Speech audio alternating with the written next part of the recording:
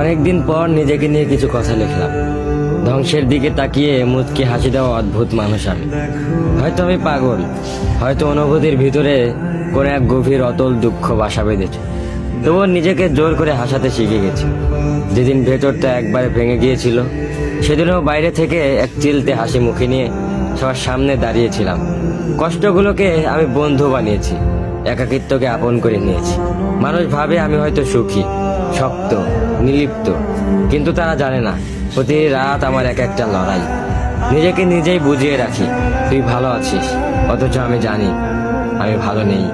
ভেঙে যাচ্ছি প্রতিদিন একটু একটু করে, আর এই ধ্বংস হওয়াটাকে যেন ভালোবেসে ফেলেছি।